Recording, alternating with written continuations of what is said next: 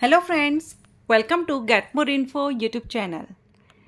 Indian railway की तरफ से notification, detail notification RRB section controller post के लिए रिलीज़ कर दिया गया है।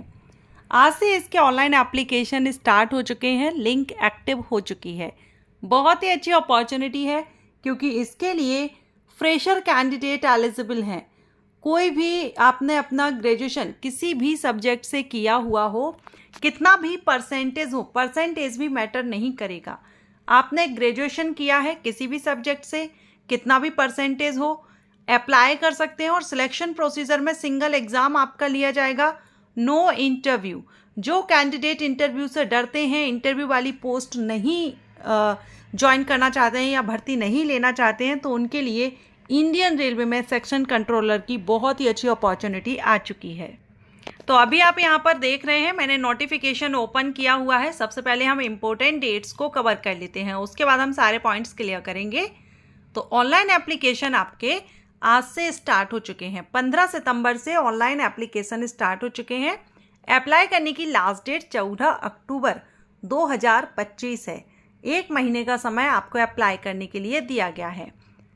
करेक्शन विंडो आपकी ओपन रहेगी 17 अक्टूबर से 26 अक्टूबर तक। ये डेट आपके लिए बहुत इंपॉर्टेंट है। कई बार हम फॉर्म अप्लाई करते हैं और हम सोचते नहीं हैं कि गलती होगी, लेकिन बाई चांस अगर कोई मिस्टेक हो जाती है और आप करेक्शन करना चाहें तो ये आप याद रखिएगा, 17 अक्टूबर से 26 अक्टूबर तक आप इसमें करेक्शन कर सकेंगे।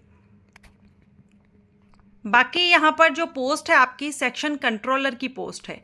सेक्शन कंट्रोलर पोस्ट के लिए लेवल 6 से आपकी सैलरी रहेगी। बेसिक पे आपका 35,400 है, फिर इसमें आपके अलाउंसेस वगैरह ऐड होंगे, तो लगभग 55 से 60,000 या आसपास एक अप्रॉक्सीमेट हम लेकर चल रहे हैं, तो 60,000 या 55,000 के आसपास आपकी सैलरी पर मंथ रहेगी। मेडिकल स्टैंडर्ड A2 रहेगा। एज 1 जनवरी 2026 से काउंट की जाएगी। 20 से 33 वर्ष, कम से कम 20 और ज़्यादा से ज़्यादा 33 वर्ष, ये अनरिजर्व कैटेगरीज के लिए है। रिजर्व कैटेगरी को रिलैक्सेशन मिलेगा। टोटल नंबर ऑफ वैकेंसी 368 है। वैकेंसी इतनी ज़्यादा तो नहीं है क्योंकि रेलवे में जो वैकेंसीज आती हैं वो काफ़ी बड़ी संख्या में आउट होती हैं और अप्लाई भी काफ़ी संख्या में करते हैं, तो उस हिसाब से वैकेंसी ज़्यादा नहीं है क्योंकि पहली बार इस पद पर भर्ती आई हुई है। तो आप एक बार अप्लाई ज़रूर कीजिएगा। ऑनलाइन ही आपको अप्लाई करना है, अदर किसी मोड से आप इसमें आवेदन नहीं करेंगे। अब एज के लिए आप ऐसे भी देख सकते हैं अपनी कैटेगरी के हिसाब से। अगर आप अनरिजर्व्ड और EWS कैटेगरी से हैं तो आपका 2 जनवरी 1993 से पहले का बर्थ नहीं होना चाहिए। अगर आप OBC NCL हैं तो 2 जनवरी 1990 से पहले नहीं होना चाहिए। अगर आप SC ST हैं तो 2 जनवरी 1988 से पहले आपका जन्म नहीं होना चाहिए।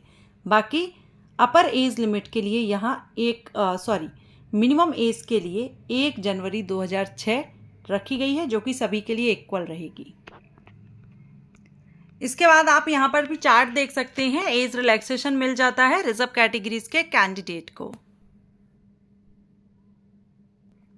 इंडियन रेलवे में अप्लाई करने के लिए एप्लीकेशन फीस अनरिजर्व कैटेगरीज के लिए 500 रुपये रहती है, और फीमेल कैटेगरी से फीमेल कैंडिडेट किसी भी कैटेगरी से हो, transgender, ex serviceman, SC ST, PWD, EBC, इन सभी के लिए 250 रहती है। और आप जानते हैं कि 500 में से आपको 400 रिफंड हो जाता है। अगर आप CVT फर्स्ट स्टेज यानी CVT एग्ज़ाम में अपीयर होते हैं तो 400 आपको रिफंड हो जाएगा। आप जो कैंडिडेट 250 फिल किए हैं उनको पूरा का पूरा रिफंड होता है। 250 आपको रिफंड हो जाएगा अगर आप CVT में अपीयर होते हैं, क्योंकि बहुत से कैंडिडेट होते हैं फॉर्म फिल कर देते हैं लेकिन एग्ज़ाम देने नहीं जाते, तो उनका रिफंड नहीं होगा। जो एग्ज़ाम देंगे उनका रिफंड हो जाएगा।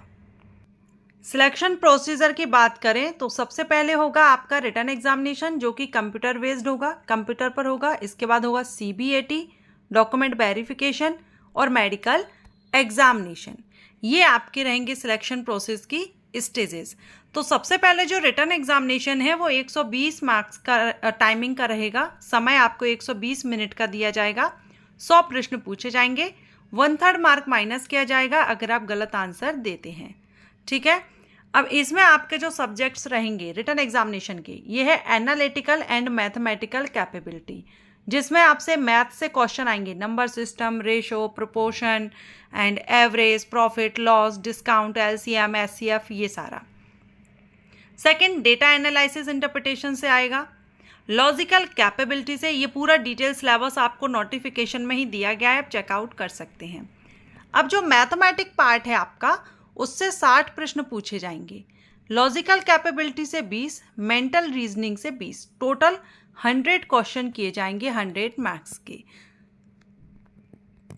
उसके बाद सीबीएटी होगा, सीबीएटी पर मैं अलग से वीडियो अपलोड कर दूंगी, तो आप इसके बारे में आपको जानकारी हो जाएगी। अप्लाई ऑनलाइन करेंगे, जिस भी आरआरबी की आप वेबसाइट पर आप जाएं, या जिस आरआरबी से अप्लाई करना चाहें उसकी वेबसाइट पर आरआरबी जो apply.gov.in ये वेबसाइट है, इस वेबसाइट पर जाकर के आप अप्लाई कर सकते हैं। सो यहाँ पर आप देख सकते हैं section controller, any graduate candidate या ग्रेजुएशन के इक्विवेलेंट जो कोर्सेज हैं वो भी यहाँ पर एलिजिबल रहेंगे। और यहाँ आप पीडब्ल्यूडी कैटेगरी जरूर देख लें कि आप एलिजिबल हैं या नहीं, ठीक है।